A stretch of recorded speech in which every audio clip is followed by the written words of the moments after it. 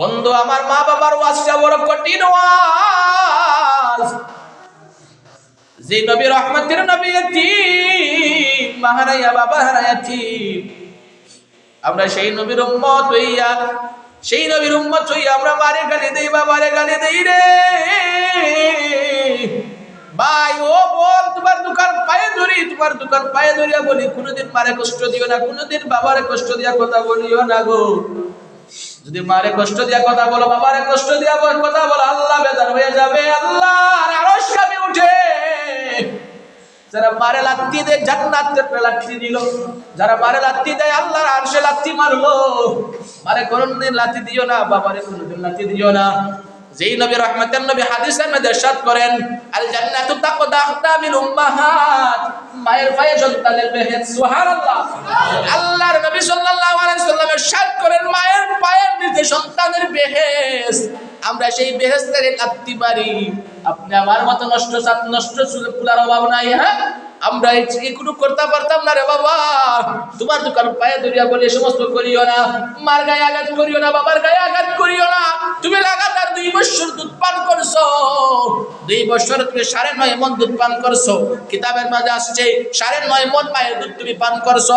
9.5 মণ মায়ের দুধ পান করলে যদি গাভীর দুধ কিনতে মিলে 100 টাকা লিটার, এবার তুমি চিন্তা করে দেখো, মায়ের দুধ তুমি 9.5 মণ পান করেছো, 9.5 মণ দুধের দাম কত?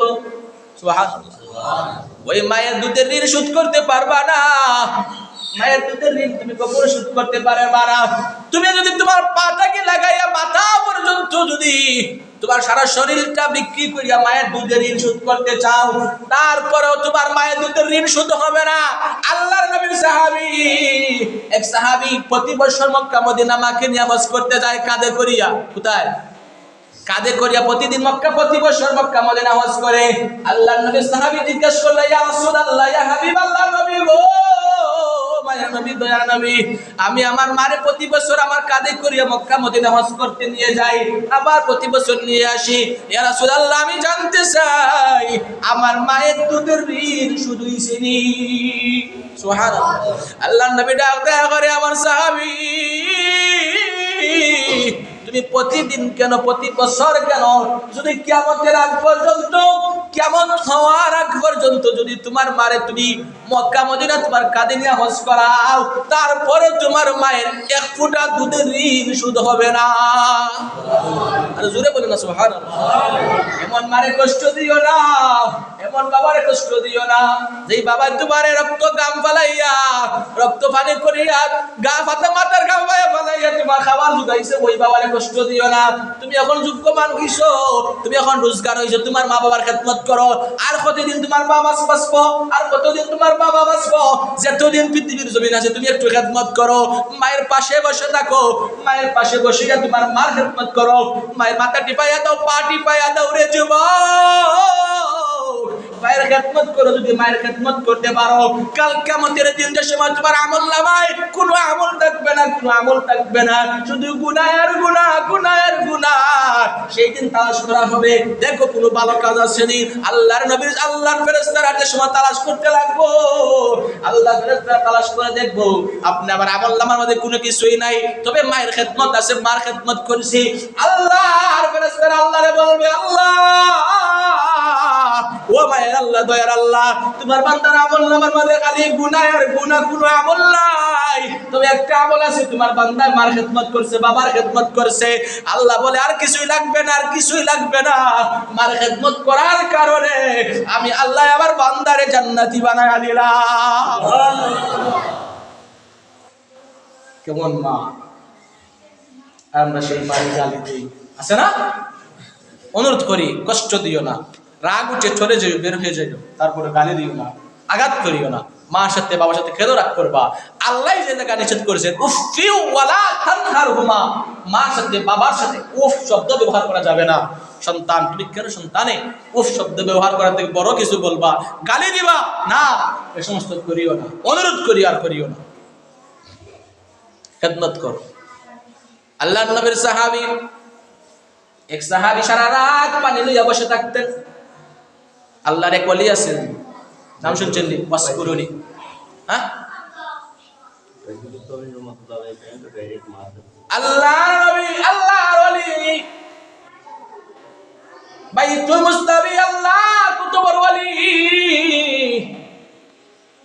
আল্লাহর ওলি নামাজে খাড়া হয়ে গেলেন নামাজ পড়া অবস্থায় মা ডাক দিছে মা একবার ডাক দিছে বাইতুল মুস্তাবি তো নামাজে দাঁড়াইয়া আছে মায়ের ডাকের জবাব দিতে পারে নাই দুইবার ডাক দিল মায়ের ডাকে সাড়া দিতে পারে নাই তিনবারের সময় মায়ের ডাক দিল আবার মায়ের ডাকে সাড়া দিতে পারেন না কারণ নামাজের ভিতরে সুবহানাল্লাহ এবার মা মনে মনে কষ্ট পাইছে কি পাইছে না যে আমার সন্তান নামে ডাক দিলাম আবার সন্তান করে থাকার পর জবাব দিল না হ্যাঁ মা একটা অভিশাপ দিয়ে দিল যেন বাইতুল মুস্তাবির কোনোদিন বালা না হয় কোনোদিন বালা না হয় এবার বাইতুল মুস্তাবির নামাজ শেষ হয়ে গেল নামাজ শেষ হয়ে চিন্তা করতে লাগলো যে আল্লাহ আমারে বলছে মার কথা শুনতাম মারকে আদর করতাম মায়ের খেদমত করতাম সেই মা আমাকে ডাক দিল আমি বাইতুল মুস্তাবি মায়ের ডাকে সাড়া দিতে পারলাম না মায়ের ডাকে সাড়া দিতে পারলাম না এবার বাইতুল মুস্তাবি মায়ের দ্বারে গেল মায়ের কাছে যাইয়া পায়ের পিছনে পড়ে থাকলো মা ঘুমায়া গেল এবার ঘুমের ভিতরে একবার মা ডাক দেয় বাইতুল মুস্তাবি রে আমি একটু পানি পান করব পানি নিয়ে আসলেন বাইতুল মুস্তাবি পানি নিয়ে আসলেন আসিয়া দেখে মা ঘুমায় এখন বাইতুল মুস্তাবি আর ডাক দিতে পারে না কারণটা কি ভাই মা তো ঘুমাইতেছে যদি আমার মার ঘুম ভাঙাই তাহলে আমার মার খুব কষ্ট হবে এজন্য ডাকতে না সারাটা রাত মায়ের মাথার পাশে পানি লইয়া দাঁড়াইয়া আছে হঠাৎ করে আমার ঘুম ভেঙে যায় ফজরের সময় মা উঠিয়ে দিকে তার সন্তান খারাপ হয়েছে পানির গ্লাস নিয়ে ডাক দেয় গো বাবা রে তুমি কি সারা রাত ঘুমাও নাই আবার বাইতুল মুস্তাবি ডাক দেয় আম্মা জান আল্লাহর কসম কি বলে আমি সারা রাতটা ঘুমাই নাই কেন ঘুমাও নাই মা তুমি বলছিলে পানি পান করবা আমি বাইতুল মুস্তাবি পানি নিয়ে আসি তুমি ঘুমায়া গেছো মা গো আমি পানি আনার পর তোমাকে ডাক দেই নাই কি জানি তোমার কষ্ট হয়ে যায় ঘুম ভেঙে যায় সারা রাত আমি পানি নিয়ে আসি আবার কখন আপনার পানি পিপাসা লাগবে এমন সন্তান হওয়ার দরকার আছে না নাই হ্যাঁ মা এমন এক জিনিস এমন একটা নিয়ামত মা আমরা সে নিয়ামত যার নাই সে বুঝে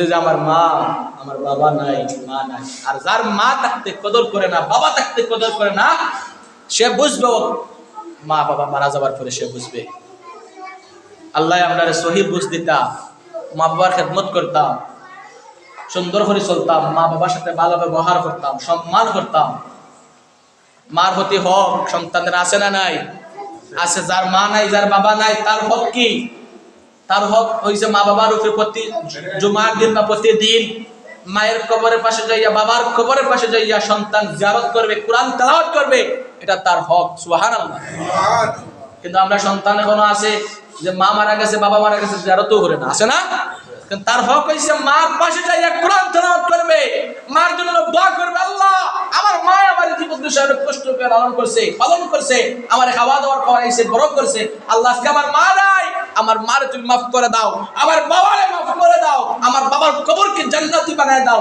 আল্লাহর কসমকে বলি যে সন্তান মার জন্য বাবার জন্য কবরের পাশে যাইয়া মাফ চাইবে আল্লাহর কাছে দোয়া করবে আল্লাহ আমার মারে মাফ করে দাও আল্লাহর কসম সন্তানের দোয়া মার জন্য বাবার জন্য ডাইরেক্ট কবুল হয় আল্লাহ পাক আমরা সহি বুঝদার করে সবাই আমিন ওয়া আখির দাওয়ানা আলহামদুলিল্লাহি রাব্বিল আলামিন